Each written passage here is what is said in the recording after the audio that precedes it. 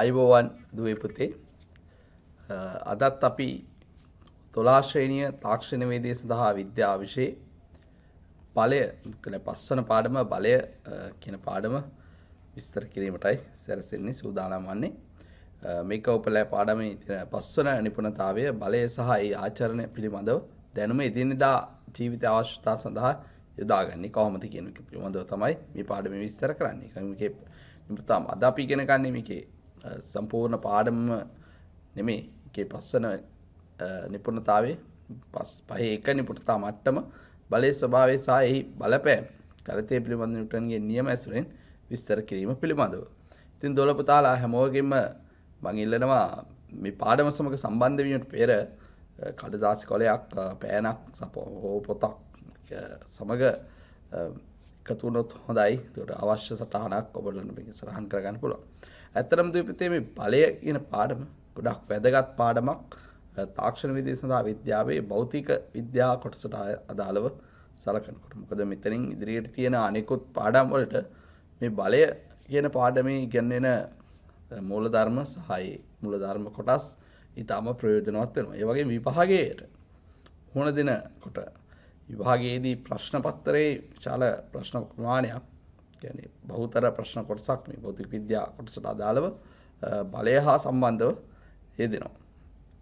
ඒ හින්දා ඉතා වැදගත් පාඩමක් හරි අවධානයෙන් සහ හරියට තේරුම් අරගෙන කිරීම ඉතාම වැදගත් වෙනවා. ඉතින් මේ පාඩම සම්බන්ධව ගත්තහම පාඩමේදී ඔයගොල්ලන්ට ඉගෙන ගන්න තියෙන ඉගෙනුම් ඵල පිළිබඳ විස්තරයක් කළොත් මුලින්ම අපි බලය පිළිබඳ හඳුන්වා දීම මොකක්ද බලයක් කියන්නේ කියන එක පිළිබඳ හඳුන්වා දීමක් කරනවා. ඊට පස්සේ අපි බලයක විශාලත්වය, දිශාව සහ ක්‍රියා ලක්ෂ්‍ය පිළිබඳ විස්තර කිරීමක් කරනවා. ඒ වගේම බලයේ ක්‍රියා රේඛාව කියන්නේ මොකක්ද කියන එක පිළිබඳ විස්තර කිරීමක් මෙතන මේ පාඩමේ ඔයගොල්ලන්ට අද දවසේ ඉගෙන ගන්න පුළුවන් වෙනවා. ඒ වගේම චලිතයක් ඇති කිරීම සහ චලිත ස්වභාවය වෙනස් කිරීම සම්බන්ධ නිව්ටන්ගේ චලිත නියම පිළිබඳව විස්තර කිරීමක් සහ බලය පිළිබඳ නිව්ටන්ගේ චලිත නියම මගින් විස්තර කිරීමක් සිදු කිරීමක් කරනවා.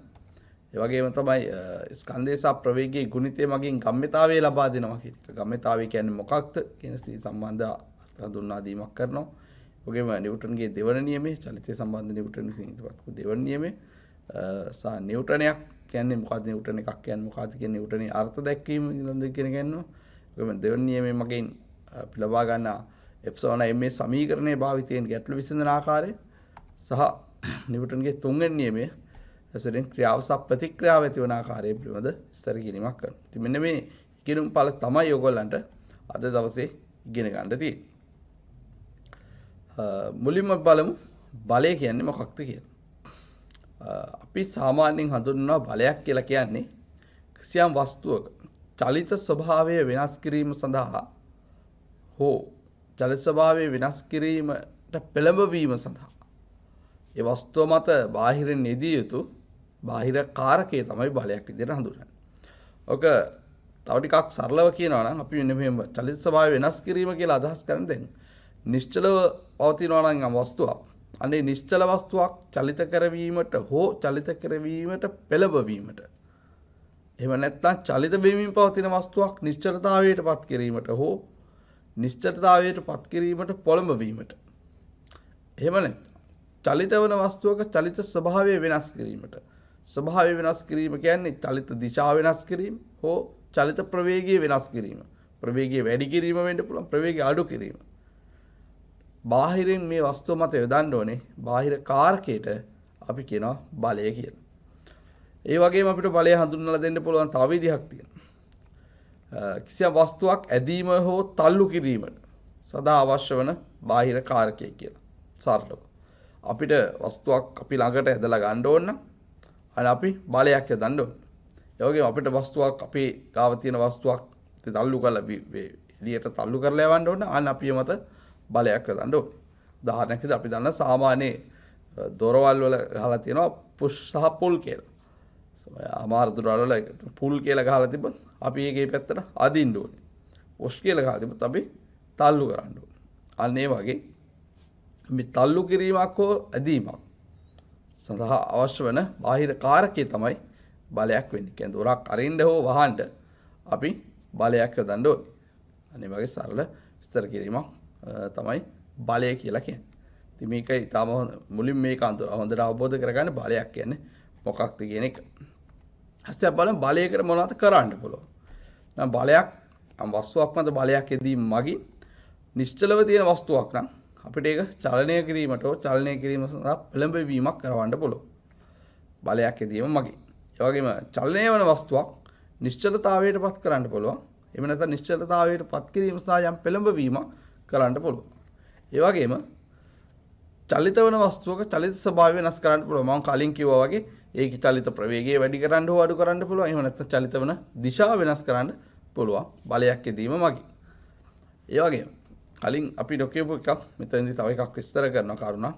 දැන් අපේ වස්තුවක් මත බලයක් යෙදීම මගින් ඒ වස්තුවේ හැඩය වෙනස් කිරීමක් කරන්න පුළුවන්. උදාහරණයක් විදිහට කිව්වොත් අපි මැටි ගුලියකට යම් බලයක් දුන්නොත් ඒ මැටි ගුලියේ චලනය වීම වෙන්නත් පුළුවන්. නැත්නම් මේ මැටි ගුලියේ හැඩය වෙනස් වෙනවා. තව පිටි ගුලියකට බලයක් යෙදුවොත් ඒ පිටි ගුලියක් විදිහට ඒක තියෙන ඒක උනා අපිට රොටියක් කරන්න පුළුවන්. කියන්නේ හැඩය වෙනස් කිරීමට ලක් කරන්න පුළුවන් ප්‍රත්‍යස්ත වස්තුන් මත බලය යෙදීම මගින් ඒ වස්තුවේ හැඩය වෙනස් කිරීමක් කරන්න පුළුවන්. අන්න ඒ වගේ බලයක් යෙදීම වගේ මෙන්න මේ කියන කාරණා අපිට සිදු කරගන්න පුළුවන්.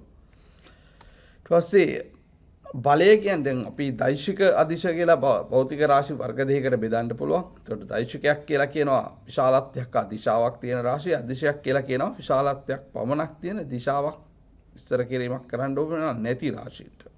එයාගේ බලය කියන්නේ එහෙම කතා කරලා ගත්තාම මේ දෛශික රාශියක් කියන ගණයට අයිති වෙන්නේ. ඒතකොට දෛශික රාශියක් නම් එහෙනම් බලයකට විශාලත්වයක් දිශාවක් ඒ වගේම ක්‍රියා ලක්ෂයක් තියෙන්න ඕනේ. පැහැදිලි. ඊට අමතරව බලයකට ක්‍රියා රේඛාවකුත් තියෙනවා. මේ පිළිවෙල නම් විස්තර කරනවා. නම් බලයක් කියන්නේ දෛශික රාශියක්. ඒතකොට ඒකට විශාලත්වයක් සහ දිශාවක් ගන්න. කියන්නේ අපි බලයක් ඉදිරිපත් කරනවා නම් ඒ බලයේ විශාලත්වය සහ දිශාව කියන දෙකම කියන්න ඕනේ. පැහැදිලි. ඒතකොට අපි දුවපිටේ බල ඉදිරිපත් කිරීම නිකන් අගේ විතරක් කියලා හරියන්නේ නැහැ. ගන්න විභාගයේ ප්‍රශ්නයක් ආදී බලය ගණනය කරන්න කියලා අපි මොන දිශාවට තියෙන බලයද කියලා කියන්න අවශ්‍ය වෙනවා. ඒ වගේම බලයමයින SI ඒකකයේ අන්තර්ජාතික ඒකකය වෙන්නේ නිව්ටන්. අපි නිව්ටන් එකක් කියලා කියනවා කිලෝග්‍රෑම් මීටර් තප්පර වර්ගයෙන්. නැත්නම් තප්පර වර්ගයට කිලෝග්‍රෑම් මීටර් විදිහට අපි ඔක කියවන්න ඕනේ. ඒකට එකකට තමයි නිව්ටන් එකක් කියලා කියන්නේ. ඒක අර්ථ දැක්වීම අපි මේ පාඩමේ අවසානයේ ඉගෙන ගන්නවා. ඊපස්සේ බලය සම්පූර්ණයෙන් විස්තර කියන මම අර කලින් කිව්වා වගේ බලයක් විස්තර කරද්දී අපිට අවශ්‍ය වෙන සාධක තුනක් තියෙනවා. එකක් තමයි බලයේ විශාලත්වය. බලය කොච්චරක් ප්‍රමාණයෙන් විශාලද නැති කියන එක. විශාලත්වය ඉදිරිපත් කරන්න ඕනේ. ඒ වගේම බලයේ දිශාව ඉදිරිපත් කරන්න ඕනේ. ඒ වගේම බලයේ ක්‍රියා කරන ලක්ෂණය මොකක්ද කියලා කියන්න ඕනේ. බලය ක්‍රියා කරන ලක්ෂණයක් ඉතාම වැදගත්. ඒ අනුව තමයි වස්තුවේ චලිත වෙන ස්වરૂපය තීරණය වෙන්නේ බලයේ ක්‍රියා ලක්ෂ්‍ය මත. මොන විදිහටද කියන එක. ක්‍රියා ලක්ෂ්‍ය මත තමයි වස්තුව මත බලයක් යෙදීම වස්තුව භ්‍රමණ චලිතයක්ද රේඛීය චලිතයක්ද සිදු කරන්න කියන එක පවා ඒ බලයේ ක්‍රියා කරන ලක්ෂ්‍ය අනුව තමයි තීරණය කරන්නේ. පැහැදිලි? මම හිතනවා දුල පුතාට මේ කිව්ව කාරණා ටික පැහැදිලි වෙන්න ඇති මේ දක්වා. ඊට පස්සේ බලයක් නිරූපණය කිරීම. බලයක් නිරූපණය කිරීම විදිහට අදහස් කරන්නේ දැන් මේ බල අපි අධ්‍යයන පහසුව සඳහා පොත්වල ලියන්න ගියාම කොහොමද බලයක ඇඳලා පෙන්වන්නේ කියන එක මේක. ඒතර බලයක් කියන එක දෛශිකයක් නිරූපණය කිරීම තමයි. ඉතින් බලය නිරූපණය කරද්දී අපි මෙන්න මේ වගේ ක්‍රමයක් තමයි අනුගමනය කරන්නේ. කියන්නේ බලයේ විශාලත්වය දිගට සමානුපාතික වන විදිහටත් බලයේ දිශාව ඒට සමාන්තර වෙන විදිහටත් රේඛා ඛණ්ඩයක් මගින් අපිට බලයක් ඉදිරිපත් කරන්න පුළුවන්. ඒතකොට බලයේ දිශාව පෙන්වන්නේ රේඛා ඛණ්ඩයේ මත කුඩා ඉහිසක් යොදන්න ඕනේ මොන දිශාවටද කියන එක දක්වීම සඳහා. පැහැදිලිද? ඒතකොට පොඩි උදාහරණයක් බලුවොත් අපි හිතමු නිව්ටන් 10ක බලයක් තිරස්ව ක්‍රියා කරනවා කියලා. අනේ ඒතකොට අපි නිව්ටන් 10යි නිව්ටන්ට සමානුපාතිකව දිග අරගෙන කියලා අපි හිතමු සෙන්ටිමීටරයකින් නිව්ටන් 10ක් නිරූපණය කරනවා කියලා. එහෙනම් සෙන්ටිමීටරයක රේඛාවක් ඇඳලා ඒ රේඛාවේ බලය ක්‍රියා කරන්නේ මොන දිශාවටද? දැන් තිරසට කිව්වට තිරසට නැගෙනහිරට වෙන්න පුළුවන්, බටහිරට වෙන්න පුළුවන්, නැත්නම් දකුණට වෙන්න පුළුවන්, වමට වෙන්න පුළුවන්. අනේ ක්‍රියා කරන දිශාව අපි හිසක් යොදන්න ඕනේ. මේ විදිහට තමයි බලයක් නිරූපණය කරන්නේ. තව උදාහරණයක් අපි ගත්තොත් එimhe අංශක 30ක් තිරසට අංශක 30ක් ආනතව ක්‍රියා කරන නිව්ටන් 20ක බලයක් අපි ඉදිරිපත් කරන්න ඕනි කියලා හිතමු. එහෙනම් තිරස් දිශාවට අංශක 30ක් ලකුණු කරලා රේඛාවක් ඇඳලා ඒ රේඛාවේ දිග විශාලත්වය නිව්ටන් 20ට සමානුපාතික වෙන විදිහට ඇඳලා පෙන්නන්න ඕනේ. දැන් මම මෙතන පළවෙනි එකේදී නිව්ටන් 10ක් ඇඳින්දා ඒ වගේ දෙගුණයක පමණ දිගක් තමයි නිව්ටන් 20ක් නිරූපණය කිරීම සඳහා ඇඳගත්තා. මේ විදිහට සාමාන්‍යයෙන් අපි නිරූපණය කරද්දී බල විශාලත්වය දිගට සමානුපාතික වන විදිහට සහ දිශාවට සමාන්තර වන විදිහට ඊහිසක් යෙදීම වගේ දිශාව නිරූපණය කිරීමට බලය ඇදලා පෙන්වන්න පුළුවන්. අපි තව උදාහරණයකට ගියොත් බටහිර දිශාවට p ලක්ෂය මත ක්‍රියා කරන බලය නිව්ටන් 50ක බලයක් අපි සැලකුවොත් එහෙම අපිට මේ විදිහට අපි හිතමු සෙන්ටිමීටර් එකකින් නිව්ටන් 10ක් අපිට දැන් ගොඩාක් දිගට පොතේ යන්න බැරි හින්දා අපි සාමාන්‍ය වගේ පරිමාණයක් තෝරගන්නවා.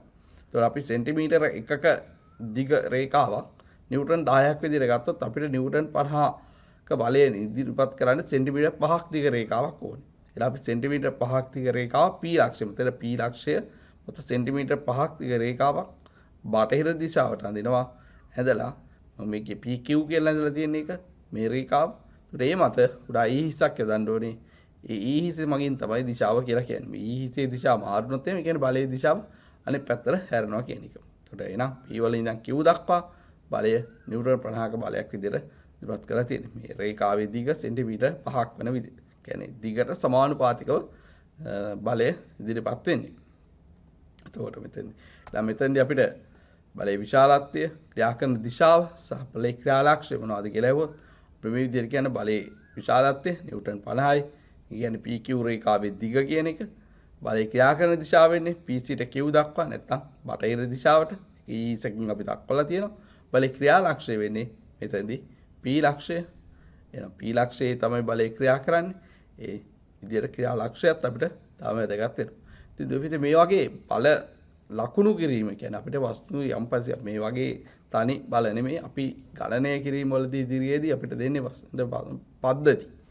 ඒක වස්තු පද්ධති. ඒ වස්තු පද්ධතියින් තුල ක්‍රියා කරන බල අඳුරගෙන මේ විදිහට බල නිරූපණය කිරීමක් කරගත්තාම අපිට ගැටළු විසඳීමේදී ඒක වඩා පහසු වෙනවා. ඉතින් මේ කාරණා හොඳට ඔලුවට දාගන්න කියන්නේ හොඳට අවබෝධ කරගන්න මේ බලය ඉදිරිපත් කිරීම මොන විදිහටද කරන්න ඕනේ. ඒතර මේක ගණන් හදද්දී ගොඩක් පහසුයි. අපි සාමාන්‍ය ගණන් හදද්දී මේ දිග මැන ඉන්නේ නෑ. සාමාන්‍ය තේමින්මට තමයි හදන්නේ. නමුත් හරියටම දිග මැනලා අරන් කරාම අපිට හරිම උත්තර ගන්න පුළුවන් දිගට සමානුපාතිකව. අපි සාමාන්‍ය ගණිත ගණන් හදද්දී අපි ඒක සිද්ධාන්ත මගින් ගණන් හදන්නේ මේ විදිහට නිරූපණය කිරීම වගේ නෙමෙයි. ඒක පොඩ්ඩක් අවබෝධ කරගෙන කරන්න උත්සාහ කරන්න. දුවල පුතාලට මේක තර අපහසු දෙයක් නෙමෙයි. ඊළඟට බලමු බලයක ක්‍රියා රේඛාව කියන්නේ මොකක්ද කියන එක. එතකොට කිසියම් වස්තුවක් මත ක්‍රියා කරන බලයක් ඒ බලයේ දිශාවට අඳින ලද බලය දිශාවට බලය අධිකී අඳින ලද අපරිමිත දිග රේඛාවට අපි කියනවා ඒ බලයේ ක්‍රියා රේඛාව කියලා. බලයේ දිශාව ඔස්සේ අඳින ලබන අපරිමිත දිග රේඛාව. මේක විදිහට ගත්තොත් අපි මේ විදිහේ වස්තුවක් සැලකමු. එතකොට මේ වස්තුව මත නිව්ටන් 50ක බලයක් මේ විදිහට මම යොදලා තියෙනවා. එහෙනම් මේ නිව්ටන් 50යි කියන්නේ මේකේ බලයේ විශාලත්වය. ඒ වගේම මේ E හිසෙන් දක්වලා තියෙන බලයේ දිශාව සහ බලයේ ක්‍රියා ලක්ෂය P කියන ලක්ෂය බලයේ වස්තුව මත බලයේ ක්‍රියා කරන ලක්ෂය මෙතන ඔයගලන්ට බලා ගන්න පුළුවන් මේ විදිහට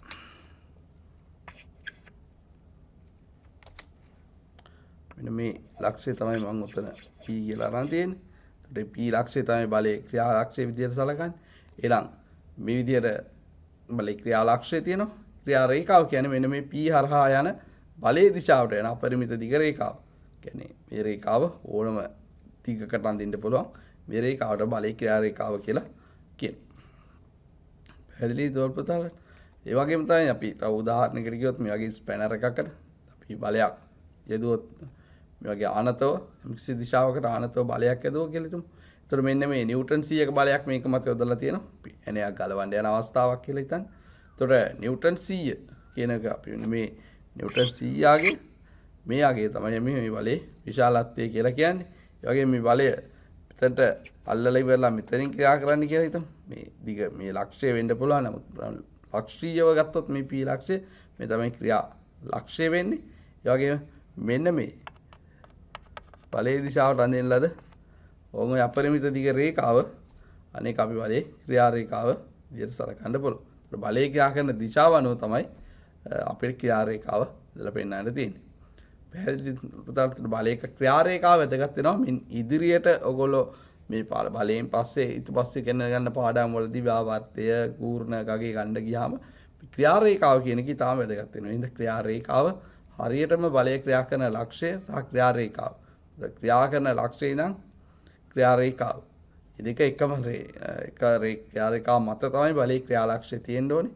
අනේ කරුණු හරියට තේරුම් ගන්න තම ඇත්තට අමාරු දෙයක් නෙමෙයි. ඒක සරල කාරණාවක් මෙතන තියෙන්නේ. ඉතින් දුවපතේ අපි මේ වෙනකොට ඉගෙන ගත්තා බලය කියන්නේ මොකක්ද? බලයක් ඉදිරිපත් කිරීමට දැනසිත යුතු සාධක මොනවද? ඒ වගේම බලයක ක්‍රියා රේඛාව කියන්නේ මොකක්ද කියන එක. ඒකට බලයේ දෛශික රාශියක් කියලා ඉගෙන ගත්තා. මේ කරුණු ටිකත් ඔහොම තබාගෙන අපි ඊළඟ කොටසට යන් බලවල තියෙන එක ස්වරූපයක් අපි කියනවා ආතති බල. කියන්නේ තන්තු හෝ දඬු වගේ දේවල් ඇදීමට ලක්වීමදී ක්‍රියා කරන බල. කියන්නේ ප්‍රතික්‍රියා බල, කර්ෂණ බල, බර කියන එක වස්තුවක එකක් බලයක් වෙන්නේ. ඒක ගුරුත්වාකර්ෂණය මගින් තමයි බර කියන බලය ඇති වෙන්නේ. දුනු වගේ පද්ධති වල ඇති වෙන බල, කියන්නේ උඩුගුරු තෙරපුම් බල, වස්තුවක් ද්‍රවයක් තුල ගෙල්ලුවාම ක්‍රියා කරන බල තමයි උඩුගුරු තෙරපුම් බල වෙන්නේ. මෙන්න මේ ආකාරයෙන් මේ নানা ප්‍රකාර විදිහේ විවිධ ස්වරූප වලින් බල අපි අවට තියෙනවා. ඒතර මේ ස්වරූප ගැන තමයි මෙතනින් ඉස්සරහට පාඩමේදී අපි ඉගෙන ගන්න උත්සාහ කරන්නේ. ඒතර බලය සම්බන්ධව කතා කරද්දී තව එකක් තමයි මේ බල හට ගන්නා ආකාරය. බල ඇතිවන ආකාරය අනුව අපිට වර්ග දෙකකට බල බෙදන්න පුළුවන්. එකක් තමයි ස්පර්ශීය බල, ශේෂ්ත්‍ර බල. මුලින්ම අපි කතා කරොත් ශේෂ්ත්‍ර බල විදියට බෙදන්න පුළුවන්. ඊට පස්සේ අපිට ස්පර්ශීය බල විදියට බෙදන්න පුළුවන්. ස්පර්ශීය බල සහ ශේෂ්ත්‍ර බල කියන විදියට. එතකොට මෙතනදී පුතේ මේ මුලින්ම ගත්තොත් අපි ස්පර්ශීය බලයක් කියන්නේ මොකක්ද කියන එක. ස්පර්ශීය බලයක් කියලා කියන්නේ මේ වස්තු දෙකක්. ඕයි කිහිපයක් එකිනෙකට ස්පර්ශ වී තිබීම නිසා ඒ වස්තු අතර ක්‍රියා කරන බල. දැන් අපි ආතතිය කියන එක ගත්තොත් එහෙම වස්තුවක ආතතියක් එන්නේ නැහැ නිකම්ම තන්තුවක් නිකන් ඔහේ ඉලලා නිකන් ඔහේ තිබ්බට ආතතියක් එන්නේ. ඒ ආතතියක් එන්නේ ඒ වස්තුව තව මොකක් හරි එකකින් අදින්න ඕනේ. එහෙම නැත්නම් ඒ වස්තුව තන්තුවම මොකක් හරි බලයක් බරක් එල්ලන්න ඕනේ. අනේ විදිහ ස්පර්ශ වීම නිසා තමයි මේ ආතතිය කියන එක එන්නේ. ඒ වගේම තමයි ප්‍රතික්‍රියා බලයක් නැත්නම් ඝර්ෂණයක්. කියන්නේ මේ පෘෂ්ඨ දෙකක් අතර ස්පර්ශ වීමක් මගින් ගන්න ඕනේ. මේකට උදාහරණ විදිහට ගත්තොත් අභිලම්බ ප්‍රතික්‍රියා බල, ආතති බල සහ ඝර්ෂණ බල. දැන් මෙතන දුරවදලා පේන්නේ නැති මේ ප්‍රතික්‍රියා බලයක් එන්නේ නැහැ මේ පෘෂ්ඨයත් එක්ක මෙන්න මේ වස්තුව. ස්පර්ශයක් තිබ්බේ නැත්තම් ප්‍රතික්‍රියා බලයක් එන්නේ නැහැ.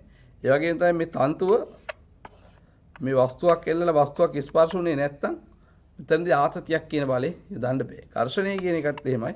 මේ වස්තුව පෘෂ්ඨයක් මත තිබීම නිසා තමයි මේ පෘෂ්ඨය මත නිකන් තිබ්බට මදි සාපේක්ෂව මේ චලිත වීමට පෙළඹීමක් බලයක් මේ විදිහට දිදුවේ නැත්තම් ඝර්ෂණ බලයක්. නිකන් තිබ්බොත් ඝර්ෂණ බලයකුත් නැහැ. පැහැදිලි?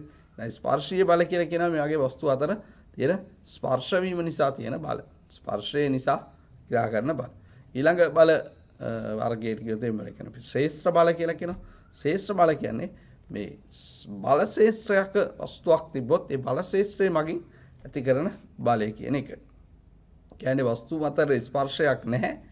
ස්පර්ශ නැති වුණා. දැන් අපි ගුරුත්වාකර්ෂණ බලය ගත්තොත් ස්කන්ධ අතර ස්පර්ශයක් තිබීම අවශ්‍ය වෙන්නේ නැහැ. ස්කන්ධ දෙක යම් පරතරයකින් තියෙනකොට ඒ අතර මේ ආකර්ෂණ බලය ක්‍රියා කරනවා. පෘථුවිය මත වස්තුවක් ස්පර්ශ වීම අවශ්‍ය නැහැ. ගුරුත්වාකර්ෂණය නිකන් පෘථුවිය ස්පර්ශ නොවි තියෙන වස්තු මතත් ගුරුත්වාකර්ෂණය ඒ හින්දා තමයි උඩ දැම්මොත් වස්තුවක් ආයේ බිමට වැටෙන්නේ. මොකද පොළොව මගින් ඒ වස්තුව ඇදලා ගන්නවා. එහෙනම් ශේෂ්ත්‍ර බල වලට උදාහරණයක් අපිට කියන්න බෑ වස්තුවක බර පහළට ක්‍රියා කිරීම. ඒ වගේම ස්ථිතික විද්‍යුත් බල ආරෝපණ අතර ක්‍රියා කරන ආකර්ෂණ හෝ විකර්ෂණ බල වෙන්න පුළුවන්. සජාතීය ආරෝපණ නම් විකර්ෂණ බලත්, විජාතීය ආරෝපණ අතර ආකර්ෂණ බලත් විදිහට නිර්මාණය කරනවා. ඒ වගේම චුම්බක බල චුම්බක නැත්නම් කාන්දම් කෑලි අතර ක්‍රියා කරනවා අපි දන්නවා එකිනෙකට ලං කරොත් ඇලෙනවා හෝ විකර්ෂණය කිරීමක් කරන්න පුළුවන් ද්‍රව වල ද්‍රව සමාන ද්‍රව නැ විකර්ෂණයක් වෙන්නේ අසමාන ද්‍රව තිබුත් ආකර්ෂණයක් වෙන්නේ අනේ වගේ ශේෂ්ත්‍ර බල විදියට මෙන්න මේ කරුණු කතා කරන්න පුළුවන්. එතෙන්දී අපි ඉස්සර කන්න යන්නේ තාම වැදගත් බල සහ චලිතය පිළිබඳ තාම වැදගත් නියම තුනක් ගැන. එකක් නිව්ටන්ගේ චලිත නියම. එනම් සයිසෙක් නිව්ටන් විසින් 1885 දී ප්‍රින්සිපියා කියන පොත ඉදිරිපත් කරනවා. ඒ පොතේ තමයි මේ ගුරුත්වාකර්ෂණය සහ මේ චලිත නියම පිළිබඳව සියලු කරුණු අඩංගු කරලා තියෙන්නේ. ඉතින් මේ ඒක ඉතාම වැදගත් වෙනවා. මේක සාමාන්‍යයෙන් පෙරලියක් භෞතික විද්‍යාවේ පෙරලියක් කරපු විද්‍යාඥයෙක් අයිසැක් නිව්ටන් කියලා කියන්නේ සාමාන්‍ය 1900ට පෙර පැවති භෞතික විද්‍යාව නිව්ටෝනීය භෞතික විද්‍යාව විදිහට සලකන්න හේතුනේ මෙන්න මේ නිව්ටන්ගේ සොයා ගැනීම. ඉතින් අපි මෙතනදී නිව්ටන් චලිතය සම්බන්ධව සහ බලය සම්බන්ධව නිව්ටන් නියම පිළිබඳව විස්තරයි විස්තර කිරීමක් කරන්නේ. මුලින් බලමු චලිතය පිළිබඳ නිව්ටන්ගේ පළමු වන නියමය. නිව්ටන්ගේ පළමු වන නියමෙන් නිව්ටන් කිව්වා මෙන්න මෙහෙම කතාවක්. කිසියම් වස්තුවක් මත බාහිර බලයක් ක්‍රියා නොකරන තාක් නිශ්චල වස්තු නිශ්චලතාවයේම පවතිනවා. චලනය වන වස්තු ඒකාකාර ප්‍රවේගයෙන් චලනය වෙමින් පවතින්න ඕනේ. මේක තමයි නිව්ටන්ගේ පළමු නියමය. එහෙනම් මේක හොඳට මතක තියාගන්න ඕගොල්ලෝ විභාගයේදී ප්‍රශ්නයක් ඇහුවොත් මේ නියම ලියන්න දෙන්න පුළුවන්. එහෙනම් වස්තුවක් මත බාහිර බලයක් ක්‍රියා නොකරන තාක්කල් නිශ්චල වස්තු නිශ්චලතාවයෙන් පවතින අතර චලනය වන වස්තු ඒකාකාර ප්‍රවේගයෙන් චලනය වෙමින් පවතී. ඔක අපිට නම් කියන්න පුළුවන් වස්තුවක් මත බාහිර අසමතුලිත බලයක් ක්‍රියා නොකරයි නම් ඒ වස්තුව නිශ්චලතාවයේ හෝ ඒකාකාර ප්‍රවේගයෙන් චලනය වෙමින් හෝ පවතී කියලා. ඉතින් කැමති විදිහකට ලියන්න පුළුවන්. ඒ අදහසයි අවශ්‍ය වෙන්නේ. ඒ කියන්නේ මේ චලිත ස්වභාවය වෙනස් කරන්න නම් මේ කියන ස්වභාවය වෙනස් කරන්න නම් අපි මේ පද්ධතිය මත හෝ ඒ වස්තුව මත බාහිර බලයක් යොදන්න ඕනේ කියන එක තමයි නිව්ටන්ගේ පළමු නියමයෙන් අපිට ගම්ම්‍ය වෙන්නේ. පැහැදිලිද දුවේ පුතේ? ඒකට නිව්ටන්ගේ පළමු නියමය මගින් කියන්නේ එහෙනම් මේ තියෙන්නේ වස්තුවක් මත බාහිර බලයක් නැත්නම් බාහිර බලයේ බිඳුව නම් අන්න මේ වස්තුව නිශ්චලතාවයේ තියෙන්න ඕනේ. එහෙම නැත්නම් නියත ප්‍රවේගයක් කියලා කියන්නේ ඒකාකාර ප්‍රවේගයෙන් චලිත වෙන්න ඕනේ බලයක් නැති වෙලාවේ. මේ තමයි තාම වැදගත් කාරණාව මේ නිව්ටන්ගේ පළමු නියමයෙන් ඉදිරිපත් වෙන. ඒ කියන්නේ වස්තු පද්ධතියක් මත බාහිර බලයක් නැත්නම් බලයක් නැහැ කියලා ප්‍රශ්නයක දීලා තිබොත් ඕගොල්ලෝ දෙනම් අනිවාර්යෙන් ඔළුවට ගන්න ඉතින් මේක එක්ක නිශ්චලතාවයේ තියෙන්න ඕනේ. එහෙම නැත්නම් ඒකාකාර ප්‍රවේගයෙන් චලනය වෙන්න ඕනේ කියන එක. හරි. ඊට පස්සේ අපිට ඊළඟ ඉතුරු නියම විස්තර ගන්න කලින් වස්තුවක ගම්ම්‍යතාවය කියන්නේ මොකක්ද කියන එක ගැන පිළිවි අදහසක් ලබා ගැනීමට ඕනේ වෙනවා. ගම්ම්‍යතාවය කියලා කියන්නේ චලනය වන ස්කන්ධයක චලිත ස්වභාවය වෙනස් කිරීමේ පහසු අපහසුභාවය තීරණය කරන භෞතික ගුණය. ඒ කියන්නේ ගම්ම්‍යතාවයේ වැඩි වස්තු නැවැත්වීම තරමක් අපහසුයි. ගම්ම්‍යතාවයේ අඩු වස්තු නැවැත්වීම නැත්නම් චලිත ස්වභාවය වෙනස් කිරීම ලේසි. පහසුයි කියන එක තමයි තන්නේ කාරණාව. ඉතින් ගම්ම්‍යතාවයේ ගණිතමය විදිහට ඉදිරිපත් කරනවා. සමීකරණයක් විදිහට ලියනවා. මොකද මම දන්නවා දෝල පුතාලට මේ පාඩම් වල මේ සිද්ධාන්ත කොටස් වල ගොඩක්ම ඕනෙ වෙන්නේ ගණිත සමීකරණ. ටිකක් ගාලා පාඩම් කරලා ලියන්න. එහෙම නෙමෙයි මේ සිද්ධාන්ත කොටස අවබෝධ කරගත්තොත් සමීකරණ අපිටම හදාගෙන ලියා ගන්න පුළුවන්. ඉතින් මේ වස්තුවක ගම්ම්‍යතාවයේ අපි ඉදිරිපත් කරන්නේ ගණිතමය විදිහට ලියන්නේ ස්කන්ධය සහ ප්‍රවේගයේ ගුණිතයට තමයි ගම්ම්‍යතාවය කියලා කියන්නේ. එහෙනම් අපිට ගම්ම්‍යතාවය ලියන්න පුළුවන් ස්කන්ධය වැඩි කිරීම ප්‍රවේගය කියලා. ගම්ම්‍යතාවය p කියන අකුරෙන් අපි නිරූපණය කරනවා ස්කන්ධය m සහ ප්‍රවේගය v කියලා ගත්තාම p සමාන mv විදිහට ගම්ම්‍යතාවය මේ p සමාන mv කියන සමීකරණයෙන් ලියන්න පුළුවන්. ඒක තමයි ගම්ම්‍යතාවය කියලා කියන්නේ දෛශික රාශියක්. කිලෝග්‍රෑම් තප්පරයට කිලෝග්‍රෑම් මීටර් කියන එකකේ ගම්ම්‍යතාවය එකකේ. වෙනත ඕක අපිට පස්සේ බලය එක්ක සම්බන්ධ කරලා පස්සේ ප්‍රකාශනයකින් ලියනවා. ඒගේ නිව්ටන් තප්පර කියලා ගම්ම්‍යතාවය එකකේ ඉදිරිපත් කරන්නත් පුළුවන්. ඉතින් මේ ගම්ම්‍යතාවය යදී ගම්ම්‍යතාව ඕනම භෞතික රාශියක් පුතේ ඉගෙන ගන්නකොට ඒකේ ඒකකේ මොකද්ද? ඒක දෛශික රාශියක්ද අදිශ රාශියක්ද කියන මෙන්න මේ කාරණා ටික ඔයගොල්ලෝ ඉගෙන ගන්න. ඒක ඉතාම වැදගත්. ඕනම පාඩමකට අදාළව ඕනම භෞතික රාශියක් විස්තර කරද්දී.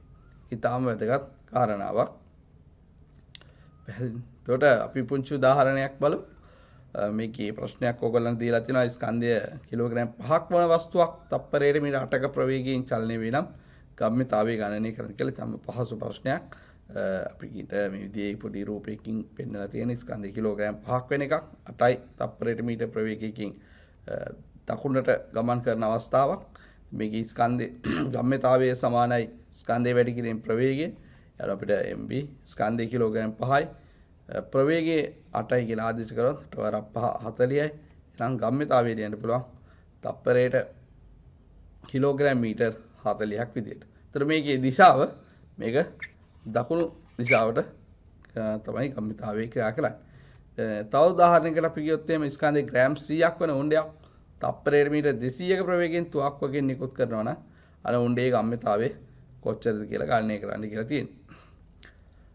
මෙතන ස්කන්ධේ ග්‍රෑම් වලින් දීලා තියෙන. ඒකට වැදගත් 1 කිලෝග්‍රෑම් කරගන්න ඕනේ අපි සයි එකකින් ඉදිරිපත් කරද්දී. බලමු මේ විදිහට. ඔගේ තුවක්කුවකින් උණ්ඩයක් නිකුත් කරනවා. තප්පරයට මීටර් 200ක ප්‍රවේගයෙන් ග්‍රෑම් 100ක් ස්කන්ධය වෙන උණ්ඩයක්. ඒකට ගම්මිතාවය කියලා කියන්නේ ස්කන්ධය වැඩි කිරීම ප්‍රවේගය ගුණිතයට. ඒකට ග්‍රෑම් කිලෝග්‍රෑම් කර ගැනීම වැදගත් වෙනවා. ග්‍රෑම් එකක් කියලා කියන්නේ කිලෝග්‍රෑම් 10 වැඩි 10 ඍණ 3යි. sorry 10 ඍණ 3 කිලෝග්‍රෑම් වලට තමයි ග්‍රෑම් එකක් වෙන්නේ. නැත්නම් ග්‍රෑම් 100ක් කියන්නේ. ඒතකොට මේක 100 10 ඍණ 3ෙන් වැඩි කරලා ගන්න ඕනේ. ඊට ස්කන්ධය ආදේශ කරද්දී මතක තියාගන්න මෙතන ග්‍රෑම් 100 කිලෝග්‍රෑම් කරන්න ඕනේ. 10 ඍණ 3ෙන් වැඩි කරා මෙන්න මේ සම්බන්ධයට අනුව. ඒතකොට මේක වැඩි කරාම මේක ආයි ප්‍රවේගයෙන් වැඩි කරන ප්‍රවේගය 200යි. මේ ටික සුළු කරලා ගත්තාම අපිට පිළිතුර ගන්න පුළුවන් තප්පරයට කිලෝග්‍රෑම් මීටර් 20ක් විදියට. මේ තමයි ගම්මිතාවයේ උණ්ඩය. එතකොට කලින් ගැටලුවේදී වේගය අඩුයි ස්කන්ධය වැඩි ගම්මිතාවය දැන් මගේ එක්කව මේකෙදි ස්කන්ධය අඩුයි ගොඩක් අඩු වෙන ග්‍රෑම් වලින් ග්‍රෑම් 100ක ස්කන්ධය. හැබැයි තා වැඩි වේගයකින් යද්දී අනේ ගම්මිතාවය ඉදිරිපත් වෙන ආකාරය. අපි තව උදාහරණයකට යමු. ස්කන්ධේ ග්‍රෑම් 250ක් වෙන බෝලයක මෙතනදී ගම්මිතාවය දීලා තියෙනවා නිව්ටන් තප්පර 5ක් විදියට. මේ බෝලේ චලිත වෙන ප්‍රවේගය මොකක්ද කියලා ඔයගොල්ලන්ගෙන් අහන්නේ. මේ විදිහට සැලකුවොත් අපි ප්‍රවේග බෝලයක් තප්පරය ගම්මිතාවය නිව්ටන් තප්පර 5ක ගම්මිතාවයකින් චලනය වෙනවා. ග්‍රෑම් 250ක් ස්කන්ධයේ තියෙන බෝලයක් මේ තිරසට චලනය වෙද්දී අපි ග්‍රෑම් කිලෝග්‍රෑම් කරගන්න මේ සම්බන්ධය භාවිතා කරනවා. එහෙනම් ගම්මිතාවය කියන්නේ ස්කන්ධය වැඩි කිරීම ප්‍රවේගයේ ගුණිතය. යාලා අපි ආදේශ කරමු. ගම්මිතාවය මේකේ දීලා තියෙනවා නිව්ටන් තප්පර 5යි. ඒතකොට ස්කන්ධයේ ග්‍රෑම් 250යි. 250 වැඩි කරනවා 10 ඍණ 3ෙන් ග්‍රෑම් කිලෝග්‍රෑම් කරන්න ඕනේ. ඒතකොට ප්‍රවේගය අපිට හොයාගන්න පුළුවන්. මෙතෙන්දී ප්‍රවේගය 250යි මේ පැත්තට බෙදලා ගන්න පුළුවන් මේ පැත්තෙන්. ඒතකොට 20යි තප්පරයට මීටර කියලා ප්‍රවේගය එන්නේ. ඉතින් මේ වගේ සරල ගැටලු තමයි ගම්මිතාවය සම්බන්ධව තියෙන්නේ. විසඳීම තාලට දැන් මෙච්චර අමාරු ගන්න නෙමෙයි මේ නිකන් සමීකරණයට ආදේශ කිරීම. මොනයි මෙතන තියෙන්නේ. ඒවා ආදේශ කිරීම වැදගත් වෙනවා. ඉතල ආදේශ කරලා ලියා ගැනීම. ඊළඟ කාරණේ අපි මේ පාඩම සම්බන්ධව කතා කර ගම්මිතාවය කියන ගත්තා නම් ගම්මිතාව වෙනස කියන්නේ මොකක්ද කියලා. ඒතර යම් වස්තුවක් යම් භෞතික විපර්යාසයක් දැන් භෞතික සංසිද්ධියක් සිදුවීමක් වීමට පෙර සහ පසු ගම්මිතාවයන්ගේ වෙනස නැත්නම් ගම්මිතා අතර අන්තරයට අපි ගම්මිතා වෙනස කියලා කියනවා. මේක තෝරාගත් දිශාවක් ඔස්සේ වෙන්න ඕනේ. එතකොට ගම්මිතාවයේ දෛශික රාශියක් නිසා ගම්මිතා වෙනස අපි සලකන ලද දිශාවක් ඔස්සේ සලකලා ලියන්න ඕනේ. එතකොට කියන එකට වෙනස් දිශාවල තියෙන ගම්මිතා දෙකක් අපිට එකතු කිරීම අඩු කිරීම එක එල්ලේ කරන්න බෑ. ඒක දෛශිකව එකතු කිරීමක් හෝ අඩු කිරීමක් කරන්න ඕනේ. ඒකට දෛශික එකතු කිරීම සහ අඩු කිරීම පිළිබඳ දැනුම සහ ඒ සම්බන්ධ වූ සිද්ධාන්ත ඉගෙනගෙන තියෙන්න වෙනවා. එතකොට මෙන්න මේ විදිහට ගම්මිතා වෙනස අපිට කියන්න පුළුවන් එහෙනම් පසු ගම්මිතාවය කියන්නේ සිදුවීමක් සිදුවීමට පසු ගම්මිතාවය සිදුවීමට පෙර ගම්මිතාවය අතර වෙනස කියලා. වෙන උදාහරණයක් වොත් වස්තු දෙකක් එකිනෙකට ගැටුණොත් අනේ එහෙනම් ගම්මිතා වෙනස ඒ වස්තුවක ගම්මිතා වෙනස කියන්නේ ගැටීමට පසු ගම්මිතාවය සහ ගැටීමට පෙර ගම්මිතාවය සලකපු දිශාව ඔස්සේ. වස්තු දෙකක් තිරස්ව ගැටුණා අපි ගම්මිතාව වෙනස කියන්නේ ඒකට පසුගම්මිතාවෙන් පෙර ගම්මිතාවය අඩු කරලා එන එක. එහෙනම් පසුගම්මිතාවයෙන් මම මෙතනදී PF final කියන එකට PF කියලා ගන්නවා. initial කියලා කියන්නේ PI කියලා ගන්නවා. එහෙනම් ගම්මිතාව වෙනස PF ඍණ PI විදියට ලියන්න පුළුවන්. මේ විදිහට තමයි උදාහරණයකට යම් මේ උදාහරණය කියලා තියෙනවා ස්කන්ධය කිලෝග්‍රෑම් 2ක් වන වස්තුවක් තප්පරයට මීටර් 2ක ප්‍රවේගයෙන් චලනය වෙනවලු. ඒතකොට මේ මත බාහිර බලයක් යෙදීම නිසා ඒ ප්‍රවේගය තප්පරයට මීටර් 10 දක්වා වැඩි වෙනවා. චලිත වෙන දිශාව ඔස්සේ තියෙන ගම්මිතාව වෙනස සොයන්න කියලා දීලා තියෙනවා. අපි බලමු මේ උදාහරණය මේ විදිහේ වස්තුවක්. ඒතකොට මේකේ ආරම්භ ගම්මිතාවේ දකුණු දිශාවට තියෙනවා ස්කන්ධය කිලෝග්‍රෑම් 2යි. චලිත ප්‍රවේගය තප්පරයට මීටර් 2යි. එතකොට මෙතන ගම්මිතාවේ ආරම්භ ගම්මිතාවේ දකුණු දිශාවට තප්පරයට කිලෝග්‍රෑම් මීටර් 4ක් විදියට ලියන්න පුළුවන්. 2 වැඩි කිරීම 4යි. ඊළඟ මේක බලයක් යෙදීම නිසා යම් චලනය වෙනවා. චලනය වෙලා මේකේ ප්‍රවේගය තප්පරයට මීටර් 10 දක්වා වැඩි වෙලා තියෙනවා. එහෙනම් ඒ අවස්ථාවේ ගම්මිතාවේ PF කියලා කිව්වොත් ස්කන්ධයේ කිලෝග්‍රෑම් 2 වැඩි කිරීම ප්‍රවේගය 10යි. එහෙනම් තප්පරයට කිලෝග්‍රෑම් මීටර් 20ක් විදියට එනවා. දැන් මේ පද්ධතිය ගම්මිතාව වෙනස් වීම අවසාන ගම්මිතාවෙන් ආරම්භ ගම්මිතාවේ අඩු කරලා ලියන්න පුළුවන්. එහෙනම් 20 ඍණ 4 එනේ තප්පරයට කිලෝග්‍රෑම් මීටර් 16ක් විදියට අපිට ලියන්න පුළුවන්. විදියට ගම්මිතාව වෙනස ගන්න පුළුවන්. අපි තව උදාහරණයක් බලමු. ස්කන්ධයේ කිලෝග්‍රෑම් 1ක් වන බෝලයක් සිරස් බිත්තියක ලම්බකව ගැටිලා නැවත ඒ වේගෙම පොළාපයින්නවා. පොළාපයින්නවා කියන්නේ ආපස්සට එනවා කියන එක. දැන් රබර් බෝලයක් බිත්තියකට ගැහුවාම ආයේ අපේ අතටම මේ බෝලේ එනවා. ඉතින් මේ බෝලයේ තියෙන ගම්මිතාව වෙනස ගණනය කරන්න කියලා දීලා තියෙන්නේ. බලමු මේ වගේ බිත්තියකට තප්පරයට මීටර් 25කින් කිලෝග්‍රෑම් 1ක් වෙන බෝලයක් ගිහලා වදිනවා. එතකොට ඒකේ ගම්මිතාවේ ස්කන්ධයේ කිලෝග්‍රෑම් 1යි ප්‍රවේගය 25යි. එහෙනම් තප්පරයට කිලෝග්‍රෑම් මීටර් 25ක ගම්මිතාවයක් දකුණු දිශාවට තියෙනවා. ඒ වගේම මේක පොළාපැනීම මේ වෙලා බලමු ගැටීම මේක පොළාපැනලා ආයේ ඒ වේගයෙන්ම පොළාපයින්නවා කියලා දීලා තිබ්බා. තප්පරයට 20 මීටර් තප්පරයට මීටර් 25ක ප්‍රවේගයෙන් ආපස්සට එනවා. ඒ කියන්නේ වමට ගමන් කරනවා. ඒ ස්කන්ධයම එතකොට මේකේ අවසාන ගම්මිතාවය වෙන්නේ 1 වැඩි කිරීම 25යි. හැබැයි මෙතෙන්දී දිශාව ප්‍රතිවිරුද්ධ වෙලා තියෙනවා. එහෙනම් ගම්මිතාව වෙනස ලිව්වොත් එහෙනම් අපි ගම්මිතාව වෙනස ලියන්න ඕනේ අවසාන ගම්මිතාවෙන් ආරම්භ ගම්මිතාවය අඩු කරලා මම අවසාන ගම්මිතාවයේ දිශාවට තියෙන ගම්මිතාව වෙනසයි මෙතෙන්දී ලියන්නේ. ඒකයි මම මේ දිශාවේ ඊතලයේ මෙතෙන්දී ඒ තලය මේ පැත්තට යොදලා තියෙන්නේ. අවසාන ගම්මිතාවේ තිබ්බ දිශාවට තමයි ගම්මිතාව වෙනස සලකන්නේ. අපිට ඕන දිශාවකට සලකන්න පුළුවන්. එහෙනම් මෙතන අවසාන ගම්මිතාවේ 25යි. ඒ සලකපු දිශාව ඔස්සේ. හැබැයි ආරම්භක ගම්මිතාවේ 25යි. මේ තියෙන්නේ සලකපු මේ අවසාන ගම්මිතාව වෙනස සලකන දිශාවට ප්‍රතිවිරුද්ධ දිශාවට තමයි. ඉතින් මෙතන ඉතාම වැදගත් වෙනවා. මොකද මේ 25 ධන 25 විදියටත් මේ දිශාවට ප්‍රතිවිරුද්ධ දිශාව. කියන්නේ මේ දිශාව මාරු කරනවා නම් අපි ඒක ඍණ ලකුණකින් ගුණ කරන්න යන්න ඕනේ. කියන්නේ දෛශිකයක දිශාව මාරු කරනවා කියලා කියන්නේ ඒ දෛශිකයේ ඍණ ලකුණකින් ගුණ කිරීම. එතකොට ගම්මිතාව වෙනස 25 ඍණ මේක දිශා මාරු කිරීම නිසා ඍණ 25 වෙනවා. එතකොට මෙන්න මේ ගුණිතය. එතකොට මේක ඍණ 25 මේ දෙක එකට එකතු වෙනවා. එතකොට 50ක් විදිහට කියන්නේ මේ ඍණෙන් ගුණ කරාම ධන විදිහට තමයි සලකන්නේ. එතකොට 25 ධන 25 50යි ගම්මිතා. මේ නම් මතක තියාගන්න ද්විපතේ කිසියම් වස්තුවක් යම්කිසි බිත්තියක නැත්නම් තව වස්තුවක ගැටලා ඒ වේගයෙන්ම නැවත එනවා නම් ඒ දිශාව ප්‍රතිවිරුද්ධ දිශාවට ඒ වේගයෙන් එනවා නම් ඒ වස්තුවේ ගම්මිතාවය මුල් ගම්මිතාවය වගේ දෙගුණයක් වෙනවා. يعني 25යි තප්පරයට කිලෝග්‍රෑම් මීටර වලින් වැදුනා නම් ඒ වේගයෙන්ම ආයෙ පොළාපයින්කොට අන ඒ ගම්මිතාවයෙන්ම පොළාපයින්නවා කියන්නේ මේ ගම්මිතාව වෙනස් වීම දෙගුණ වෙනවා කියන එක. පැහැදිලි. මෙතන ඉතාම වැදගත් වෙන්නේ මේ දිශාව වෙනස් වීම නිසා ගම්මිතාවය වැඩි වෙනවා කියන එක මතක තියාගන්න. ගණන් හදද්දී මොකද ගොඩක් දුවල පුතාලා ගම්මිතාව වෙනස මේ ආගයන් විශාලත්වයේ විතරක් බලලා ගම්මිතාව වෙනස මෙතන 25යි මෙතන 25යි මේ දෙක අඩු කරලා බිඳුවයි කියලා ලියන අවස්ථා තියෙනවා. ඉතින් ඒ බිඳුවයි කියලා ලියන්න පුළුවන් එන්නේ ඒක එකම දිශාව තිබ්බනම් විතරයි එහෙම අඩු කරන්න පුළුවන්. ඒක ප්‍රතිවිරුද්ධ දිශාවල තියෙන ඒවා එකතු වෙලා තමයි ලියන්න ඕනේ. ඒක ඉතාම වැදගත් මේ පොතේ ඒ කාරණාව හොඳින් මතක තියාගන්න. මෙතන දුවල පුතාලට ඒ ගැටලුව හොඳින් අවබෝධ වෙන්න ඇති කියලා අපි ඊළඟට අපිට ඉගෙන ගන්න තියෙන්නේ චලිතය පිළිබඳ නිව්ටන්ගේ දෙවන නියමය. ඉතින් නිව්ටන්ගේ දෙවන නියමයෙන් විස්තර කරන්නේ දැන් පළමු නියමයෙන් විස්තර කළේ පද්ධතියක් මත බලයක් ක්‍රියා කරන්නේ නැත්නම් ඒ වස්තුවේ චලිත ස්වභාවය මොන වගේද කියන කාරණා පිළිබඳව. ඉතින් දෙවන නියමය මගින් ඉදිරිපත් කරන්නේ වස්තුවක් මත බාහිර බලයක් ක්‍රියා කරනවා නම් ඒ බාහිර බලය ක්‍රියා කිරීම මගින් වස්තුවේ චලිත ස්වභාවය මොන විදිහටද තියෙන්නේ කියන එක පිළිබඳව. එතකොට අපි නියමයේ විදිහට ලියුවොත් එහෙම වස්තුවක ඇතිවන ත්වරණය කියන්නේ කිසියම් බාහිර බලයක් යෙදීම නිසා වස්තුවක ඇති කරන ත්වරණය එම වස්තුව මත යොදන බාහිර බලයට අනුලෝම සහ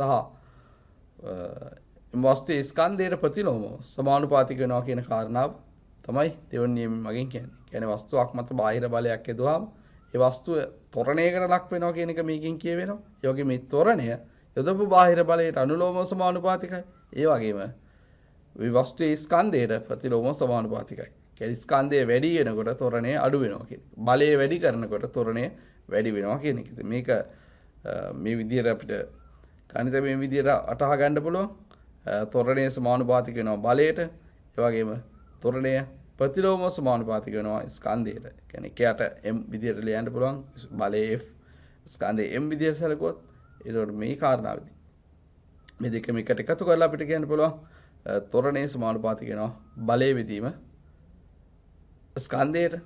මේක සමානුපාතික ලකුණ අයින් කරන්න පුළුවන් අපිට නියතයක් පාවිච්චි කරලා එන ත්වරණය සමානයි නියතයක් වාරයක් බලය විදීම ස්කන්ධයේ විදිහට ලියන්න පුළුවන්. මේක අපි තවදුරටත් විස්තර කරගත්තොත් මේකේ බලය කියන රාශිය උක්ත කරද්දී බලය සමානයි එකයට නියතය වැඩි කිරීම ස්කන්ධය වැඩි කිරීම ත්වරණයේ විදිහට ලියන්න පුළුවන්. එතකොට මෙන්න මේ බලයේ මයින් ඒකකය අපි දන්නවා මේ වෙනකොට නිව්ටන් කියලා. නිව්ටන් එක අර්ථ දක්වලා තියෙන්නේ අර්ථ දැක්වීමට අනුව ඒ අර්ථ දක්වලා තියෙන්නේ මෙන්න මේ එන නියතය එකක් වෙන විදිහට. කේ සමාන එක අපි පසුව නිව්ටන්ගේ අර්ථ දැක්වීම අරගමු. එහෙනම් නිව්ටන් කේ සමාන එකක් වෙන විදිහට නිව්ටන්ගේ අර්ථ දැක්වුවොත් අනේ SI ඒකක වලින් මේ සමීකරණය ලියද්දී අපිට F සමානයි ma කියලා එනවා. ඒකට k කියන්නේ එතකොට එකමයි. එහෙනම් F සමාන ma. දැන් මේක ඊටාම වැදගත් සමීකරණයක්. චලිතය පිළිබඳ නිව්ටන්ගේ දෙවැනි නියමය මගින් අපිට කියවෙන්නේ බලය සමාන වෙනවා ස්කන්ධය සහ ත්වරණයේ ගුණිතයට. කියන්නේ ත්වරණය වෙන වස්තුවක් නැත්නම් ත්වරණය වෙන පද්ධතිය මත ක්‍රියා කරන බලය ත්වරණය සහ ඒ පද්ධතිය ස්කන්ධයට ගුණිතයට සමානයි කියන එක මේ නිව්ටන්ගේ දෙවැනි නියමය මගින් ගන්න පුළුවන්. දැන් නිව්ටන්ගේ අර්ථ දැක්වීම අවශ්‍ය වුණානේ. දැන් නිව්ටන්ගේ අර්ථ දක්වලා තියෙන්නේ 1 නිව්ටන් කියලා කියන්නේ ස්කන්ධය කිලෝග්‍රෑම් එකක් වන වස්තුවක් මත අපි ඒක මේ වෙන විදිහකට කිව්වොත් ස්කන්ධය කිලෝග්‍රෑම් එකක් වන වස්තුවක් තප්පර වර්ගයට මීටර් එකක ත්වරණයකින් ත්වරණය කිරීම සඳහා ඒ වස්තුව මත යෙදිය යුතු බලය නිව්ටන් එකක් විදිහට තමයි අර්ථ දක්වලා තියෙන්නේ. කියන්නේ වස්තුව ත්වරණය වන දිශාවට යෙදිය යුතු බලය නිව්ටන් එකක් වෙනවා. ඒ අර්ථ දැක්වීම කලින් විවාදිතා කර සමීකරණයට ආදේශ කළොත් බලය නිව්ටන් එකක් විදිහට ස්කන්ධය කිලෝග්‍රෑම් එකක් විදිහට ත්වරණය තප්පර වර්ගයට මීටර එකක් විදිහට ගත්තොත් අනේ මෙතනින් නියතය යගේ 1යි කියලා අපිට එනවා. එහෙනම් නියතය 1යි නම් මෙතනදී අපිට ලියන්න පුළුවන් ඒ කියන්නේ නියතය 1යි කියන්නේ බලය සමාන වෙනවා ස්කන්ධය සහ ත්වරණයේ ගුණිතයට. ඒ අනුව නිව්ටන් එකක් කියලා කියන්නේ තප්පර වර්ගයට මීටර කිලෝග්‍රෑම් එකක් කියන එකත් ඔතනදී පැහැදිලි කරගන්න පුළුවන් කාරණයක්. මේ බලයේ මයින් ඒකකේ නිව්ටන්ගේ අර්ථ දැක්වීම. තමත් එකත් ආයේ පාරක් කිව්වොත් ස්කන්ධය කිලෝග්‍රෑම් එකක් වන වස්තුවක් තප්පර වර්ගයට මීටර එකක ත්වරණයක් ලබා දීමට ඒ මත සැපිය යුතු තේයට ලබා දිය යුතු බලය නිව්ටන් එකයි. ඊටසේ නිව්ටන්ගේ දෙවන නියමය බලය සහ ත්වරණය ස්කන්ධය ඔය කියන රාශි මගින් ඉදිරිපත් කරනවා වගේම ගම්‍යතා වෙනස් වීම මගිනුත් නිව්ටන්ගේ දෙවන නියමය ඉදිරිපත් කරන්න පුළුවන්.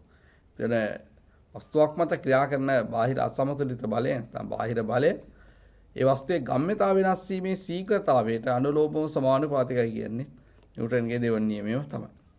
එතන ගම්‍යතා වෙනස් වීමේ ශීඝ්‍රතාවයට අනුලෝමව සමානයි. ඇත්තටම දැන් බලයේ වයින් SI එකකේ නිව්ටන්ගේ අර්ථ දැක්වීමට අනුව සමානුපාතික නියතය මෙතනදිත් එකක් විදිහට තමයි අර්ථ දක්වන්නේ. ඒ කියන්නේ අපිට කෙලිම ඕනනම් කියන්න පුළුවන් ගම්‍යතා වෙනස් වීමේ ශීඝ්‍රතාවය ඒ වස්තුව මත යොදු බලයට කෙලිම සමානයි කියලා.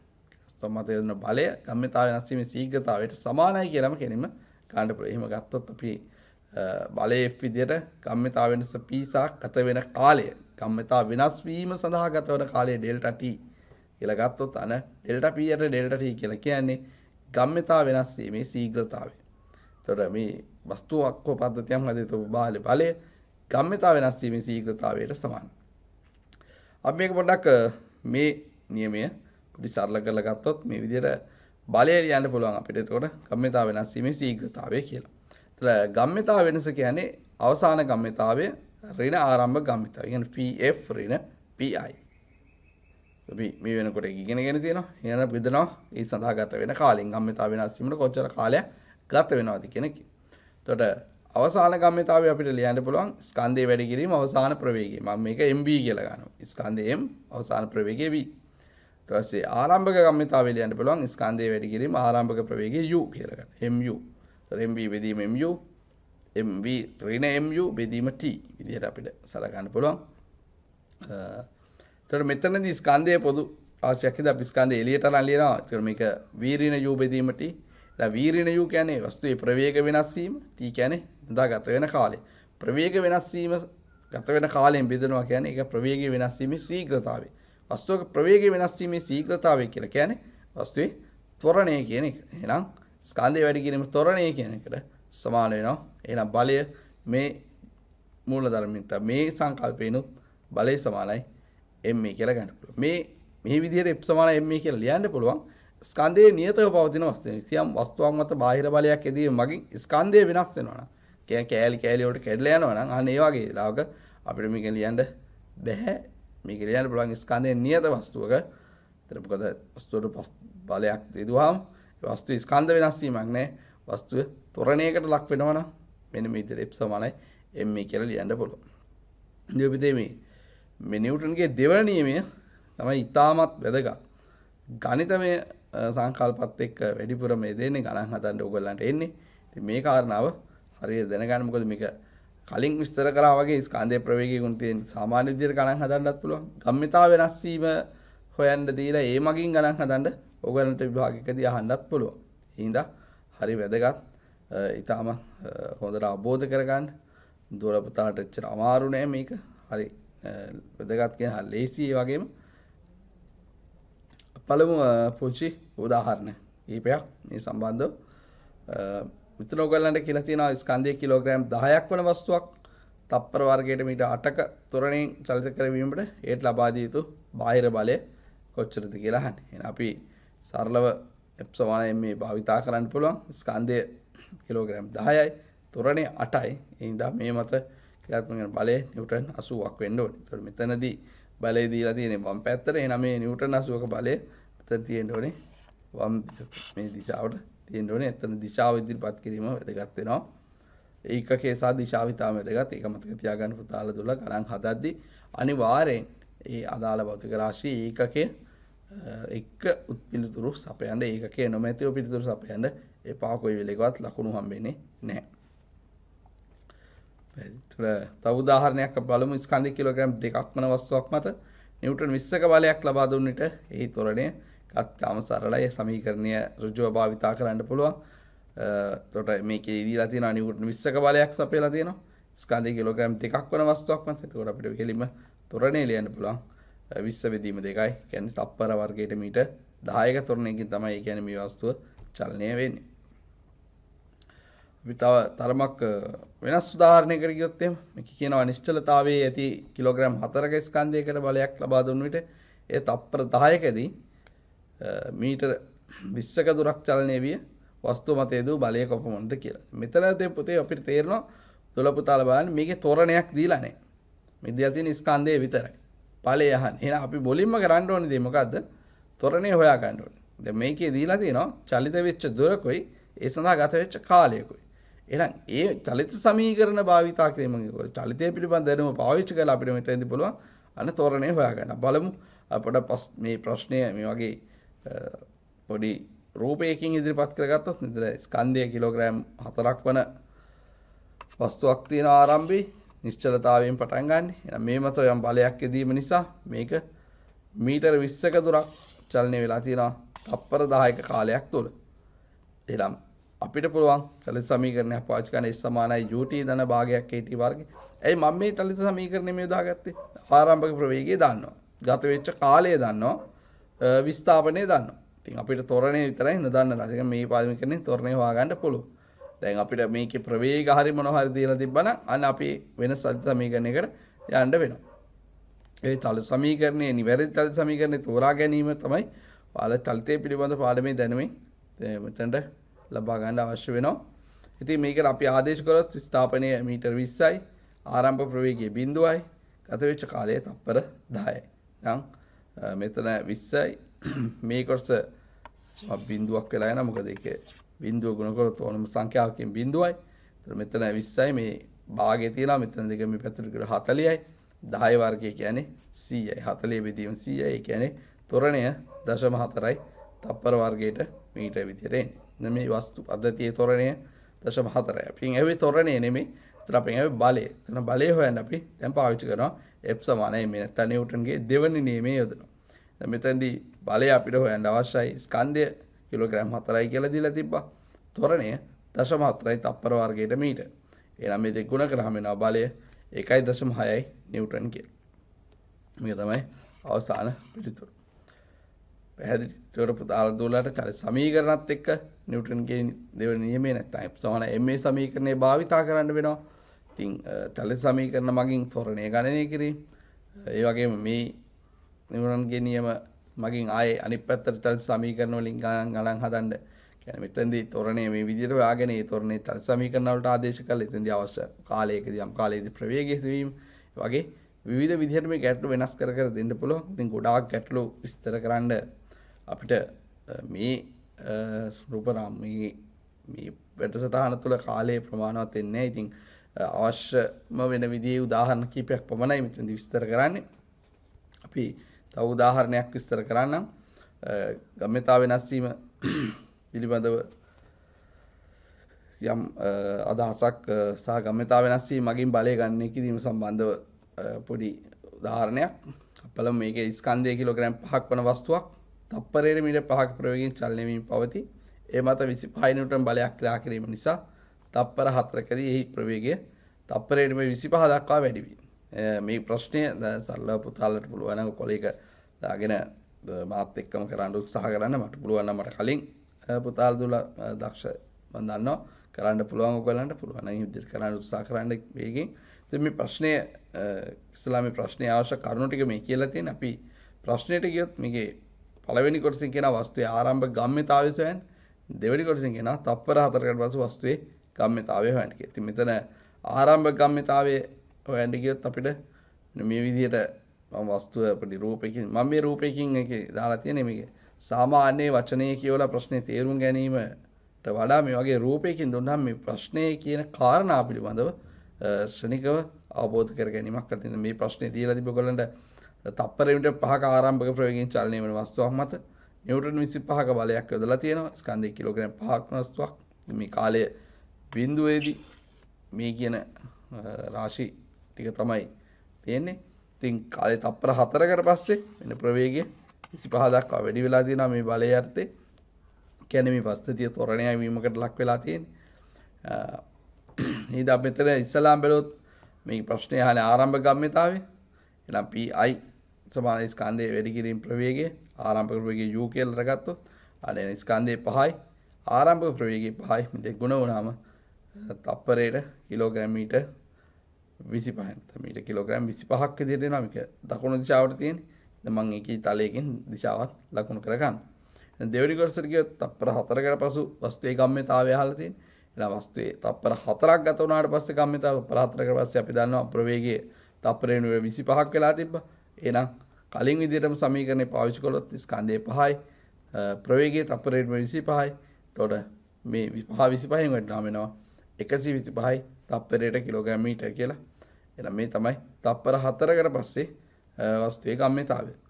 ඉතින් මේ ප්‍රශ්නේ තුන්වෙනි කොටස විදිහට මම දාගන්න මෙන්න මෙහෙම ප්‍රශ්න කොටසක්. වස්තුවේ ගම්‍යතාව වෙනස් වීමේ ශීඝ්‍රතාවය කොච්චරද කියලා. එහෙනම් අපි ගම්‍යතාව වෙනස් වීමේ ශීඝ්‍රතාවය හොයන්න මොකද කරන්න ඕනේ? ගම්‍යතාව වෙනස ඒ ගම්‍යතාව වෙනස් වීම සඳහා ගත වූ කාලයෙන් බෙදනවා.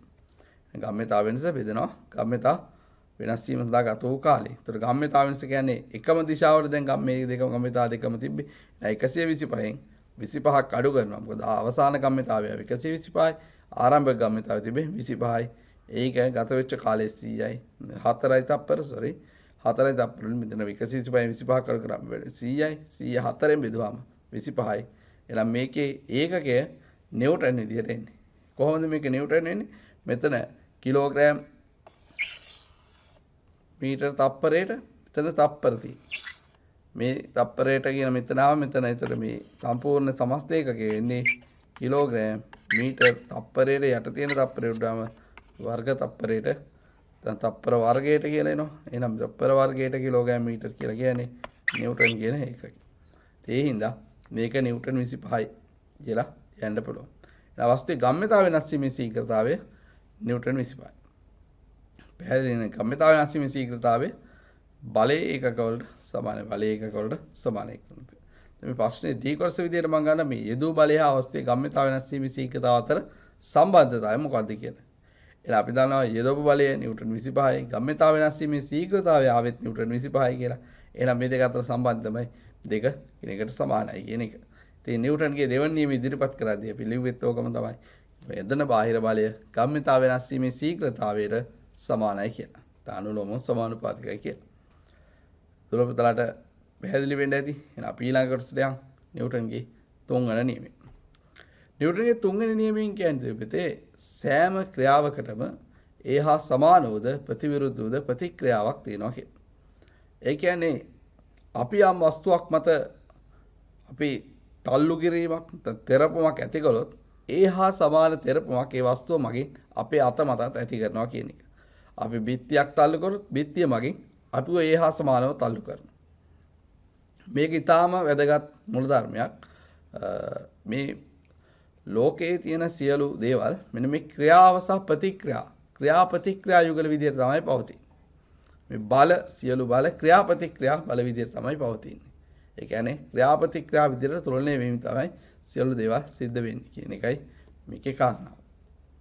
දැන් ප්‍රතික්‍රියාව කියන එක අපි කාට හරි ගැහුවොත් එහෙම ප්‍රතික්‍රියාවක් අනිත් පැත්තට යනවනේ එයාට අපිට ගහන්න පුළුවන්. ඒ වගේ සංකල්පයක් මේක ඊට වඩා බල සම්බන්ධයෙන් යෙදෙන එකක් ඊට වඩා ටිකක් වෙනස් වෙච්ච කාරණාවක්. ඒ කියන්නේ මේ විදිහේ පද්ධතියක් ගත්තොත් මේකේ මේ වස්තුවේ ක්‍රියාව විදිහට කතා කරන මේ මම ලකුණු කරලා තියෙන වස්තුවේ බාර නෙමෙයි ක්‍රියාව කියලා කියන්නේ මේ වස්තුව මේ පෘෂ්ඨය මත තැබීම නිසා මේ වස්තුව මගින් මේ පෘෂ්ඨය පහළට තැරවීමකට නැත්නම් පහළට තල්ලු කිරීමකට ලක් කරනවා. අනේක තමයි වස්තුව මගින් පෘෂ්ඨය මත ඇති කරන එකට අපි කියනවා ක්‍රියාව කියලා.